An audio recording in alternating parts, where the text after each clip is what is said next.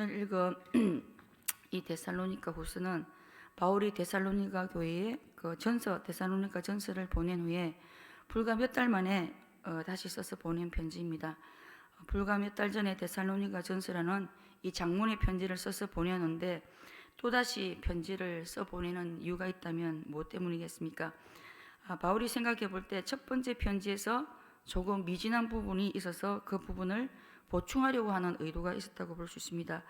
강조해야 할 것들 빼먹었다든지 또 더 강조해야 하는데 너무 약하게 언급을 했다든지 이런 것들을 다시 짚고 넘어가기 위해서일 것입니다. 그리고 첫 번째 편지를 보내고 들려오는 소식에 의하면 데살로니가 교회 교인들 중 몇몇 사람들이 주님의 재림에 대해서 그 재림에 대한 말씀을 잘못 이해하는 사람들이 있었던 것 같습니다. 주님의 재림이 곧 임박했기 때문에 오늘이나 현재의 삶 이런 것들이 무의미하다고 여겼던 사람들이 있었습니다. 그래서 이런 사람들은 지금 하고 있는 일들을 다 내려놓고 간절하게 주님의 재림을 기다려야 한다고 다소 극단적이고 광신적으로 종말론을 외쳤습니다. 이런 사람들은 다른 사람들이 보기에 현실적으로 충실한 사람들보다 훨씬 더 믿음이 좋아 보일 수 있습니다. 지금 하고 있는 일들, 직장이나 사업까지 다 내팽개치고 누구보다 앞장서서 재림을 기다려야 된다고 외칩니다. 그래서 이런 분위기들을 빨리 잡아주지 않으면 마음이 약한 사람들이나 또 경제적으로 어려운 사람들, 또 심한 박해를 받고 있는 사람들일 경우 현실을 도피하고 싶은 마음과 맞물려 이런 분위기에 쉽게 휩싸이게 될 가능성이 많습니다. 그래서 이런 분위기를 신속하게 대응하지 않을 경우 데살로니가 교회 전체가 혼란과 혼돈에 빠질 위험이 있기 때문에 바울이 급하게 두 번째 편지를 써서 보냈던 것입니다. 주님의 재림에 대해서 똑같은 말씀을 들었지만 사람마다 해석하는 방향과 반응이 다 다를 수 있음을 보게 됩니다. 해석 역시도 자신이 처한 상황과 환경 또 감정의 렌즈로 보기 때문에 주관적인 해석일 때가 많습니다. 그렇기 때문에 말씀을 보고 말씀을 들을 때에 항상 좌우문맥을 살피며 또 다른 본문을 충분히 참고해서 해석해야 원래의 뜻을 잘 알 수가 있습니다. 사실 이단들도 성경을 이야기합니다. 그런데 자세히 보면 한 구절을 딱 떼어와서 이 말씀이 이렇지 않느냐고 하면서 다른 것들은 다 틀렸다고 합니다. 그렇기 때문에 건전한 신학적인 배경이 중요하고 또 건전하고 건강한 교회에서 말씀을 듣고 배우고 신앙생활하는 것이 얼마나 중요한지 모릅니다. 1장 1절에서 2절은 바울이 편지 쓰는 중에 편지 인사에 해당됩니다. 그런데 이 인사의 형식이나 내용이 데살로니가 전서에 나오는 그 인사와 거의 일치합니다. 그리고 데살로니가 전서에서 이미 편지 쓰는 그 수신자를 이야기할 때 바울이 실루아노와 디모데를 언급했는데 두 번째 편지에서도 이 사람들 이름 빼먹을 만도 한데 빼먹지 않고 또 언급을 합니다. 인사 하나에도 바울의 이 신앙과 인격이 다 드러나고 있습니다. 사람들은 특히 자신들과 연관이 있는 사람들이라면 혼자 사랑을 독차지하고 싶은 경향이 있습니다. 그리고 주변에 있는 사람들의 그 이름이 드러나고 주목받는 것을 그렇게 좋아하지 않습니다. 그런데 바울은 복음을 위해 함께 수고하는 실루아노와 디모데가 데살로니가 교회 성도들에게 자신과 마찬가지로 그 이름이 드러나고 사랑받기를 원하고 있음을 볼 수 있습니다. 나는 죽고 너가 살고 이것이 바로 복음이기 때문입니다. 바울은 복음을 말로만 전하지 않고 편지 하나 쓰는 일, 정말 작은 일이지만 이 편지 하나 속에도 복음을 드러내고 또 자신의 삶 전체를 통해 복음을 드러내고 있습니다. 우리에게도 바울처럼 삶의 작은 한 부분에서 복음을 드러낼 수 있으면 참 좋겠습니다. 3절에서 4절은 데살로니가 교회를 향한 바울의 감사 제목입니다. 바울은 데살로니가 교회를 생각하기만 하면 항상 하나님께 감사한 마음이 넘쳤다고 말하고 있습니다.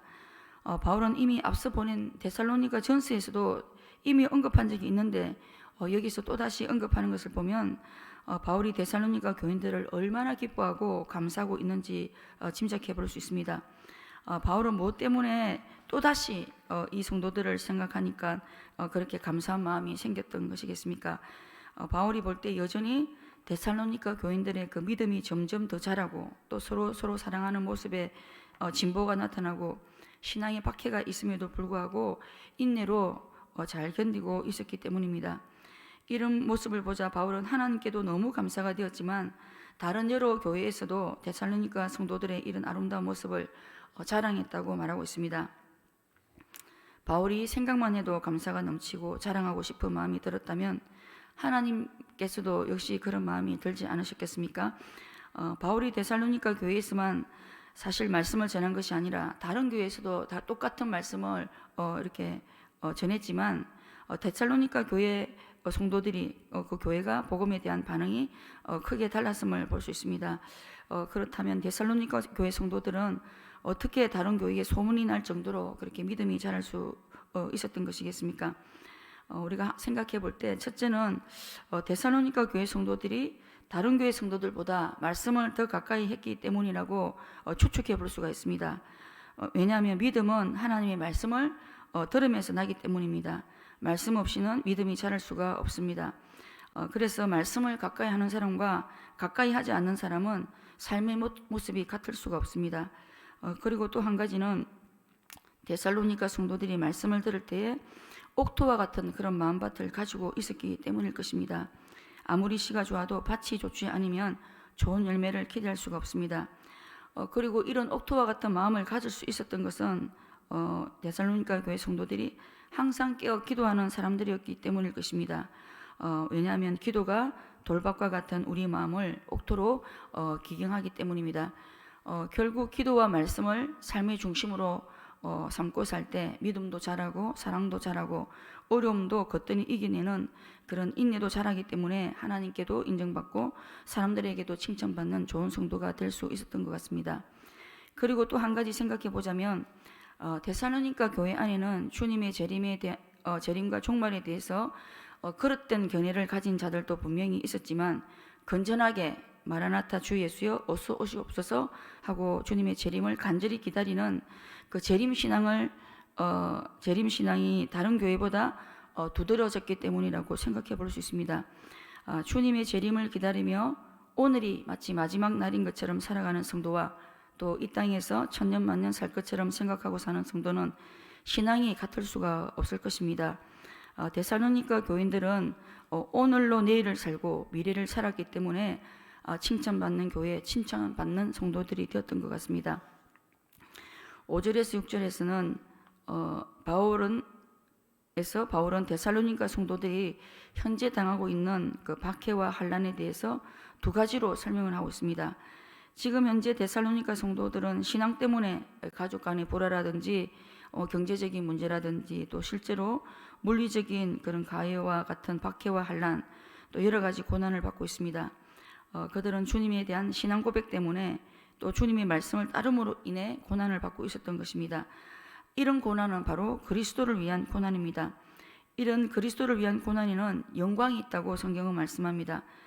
그런데 그리스도를 위한 고난은 두 가지 의미가 있습니다. 첫째, 그리스도를 위한 고난은 하나님의 공의로운 심판의 표가 된다고 말씀하고 있습니다. 무슨 뜻이냐면 그리스도인에게 환난을 당하게 하는 자들에게 그 고난이 하나님께서 공의롭게 심판하시는 근거가 된다는 말씀입니다. 요한계시록 18장 5절에서 6절 말씀에 보면 그들의 죄는 하늘에 사무쳤으며 하나님은 그들의 불의한 일을 기억하시고 환난을 준 대로 그들에게 갚아주시는데 그의 행위대로 갑절로 갚아주신다고 말씀하고 있습니다. 하나님은 그리스도인이 받는 고난을 다 기억하고 계실 뿐만 아니라 그 고난이란 그 근거를 가지고 그들에게 갑절로 갚아주시고 심판하신다는 말씀입니다.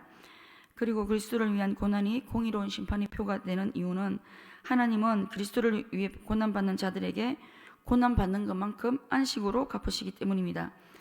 그리고 하나님의 공의는 최종적으로 예수님께서 능력의 천사들과 하늘로부터 불꽃 중에 나타나실 그때에 나타날 것임을 밝혀주고 있습니다. 둘째, 그리스도를 위한 고난은 하나님의 사람들을 하나님 나라에 합당한 자로 만든다는 것입니다. 하나님께서 우리로 하여금 그리스도를 위해 고난을 받게 하시는 목적은 우리가 하나님 나라에 합당한 자가 되게 하시기 위함입니다. 우리는 너무 고집이 세고 너무 완악하기 때문에 사실은 고난이 없이는 하나님 나라에 합당한 자로 여겨질 수가 없는 자들입니다. 그렇기 때문에 그리스도 때문에 그리스도를 위해 고난을 받게 된다면 우리가 낙심하고 그 고난을 피할 것이 아니라 이 고난을 통해 우리를 하나님 나라에 합당한 자로 만들어 가시는 하나님의 뜻인 줄 알고 우리가 믿음으로 반응해야 하는 것입니다. 우리에게 주어진 고난을 통해 우리가 하나님 나라에 합당한 자로 빚어지고 만들어질 때 이 고난은 바로 영광이 되고 면류관이 되는 것입니다.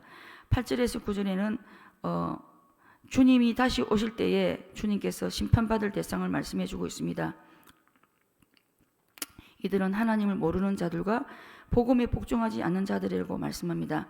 이들은 한마디로 예수님을 거부하고 십자가의 공로를 거부하는 자들이고 진리에서 떠난 자들입니다. 주님이 다시 오시는 재림의 날은 모든 인류를 심판하는 심판의 날이기 때문에 우리 역시도 믿음에 서 있는지 스스로 점검하고 확증하는 생활을 해야 할 것입니다. 11절에서 12절은 데살로니가 교회를 향한 바울의 기도 제목입니다. 바울은 마지막으로 그들을 위해서 어떤 기도 제목으로 기도하고 있습니까? 부르심이 합당한 자로 여기심을 받게 해달라고 기도합니다. 하나님의 부르심에 무익하거나 손색이 없고 하나님을 실망시키거나 하나님께서 후회하시지 않는 그런 사람들이 되게 해달라고 하는 기도입니다. 쉽게 말하면 사울 같은 사람, 또 삼손 같은 사람, 세상을 사랑해서 바울을 떠났던 그 데마 같은 사람이 되지 않게 해달라는 기도입니다. 참 너무 중요한 기도 제목인 것 같습니다. 또 모든 선을 기뻐함과 믿음의 역사를 능력으로 이루게 하시기를 위해 기도합니다.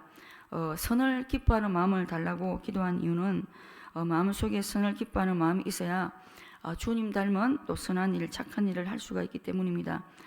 그리고 막연히 믿음을 달라고 기도하지 않고 역사를 일으키는 그런 믿음을 주시기를 기도하고 있습니다. 그리고 세 번째, 우리 주 예수님의 이름이 영광을 받으시기를 위해 기도합니다. 바울의 모든 삶의 목표와 목적이 또 기도 제목의 최종 목표와 초점도 바로 예수님의 영광임을 볼 수 있습니다. 먹든지 마시든지 무엇을 하든지 하나님의 영광을 위해 살게 해달라는 그런 기도입니다. 기도 제목이 중요한 이유는 기도 제목이 우리의 삶의 방향과 목표를 이끌어가기 때문입니다. 사람은 기도 제목대로 기도한 대로 또 살아가게 되어 있습니다. 오늘 바울의 기도 제목을 통해 또 우리가 가진 기도 제목을 다시 점검하고 우리에게도 바울과 같은 기도 제목으로 기도할 수 있는 그런 은혜가 있으면 좋겠습니다. 말씀을 맺겠습니다. 삶의 작은 부분에서도 우리 역시 복음을 드러낼 수 있어야겠습니다. 그리고 데살로니가 교회 성도님들처럼 우리도 재림 신앙을 다시 회복할 수 있어야겠습니다. 그리고 그리스도를 위해 고난을 받을 때 주님이 갚아주시고 주님이 갚아주심을 기억하고 또 하나님 나라에 합당한 자로 만드신다는 사실을 우리가 기억할 수 있어야겠습니다. 그리고 바울과 같은 기도 제목으로 우리도 기도할 수 있는 성숙한 신앙인이 될 수 있어야겠습니다. 말씀을 기억하시면서 기도하시다가 돌아가시겠습니다.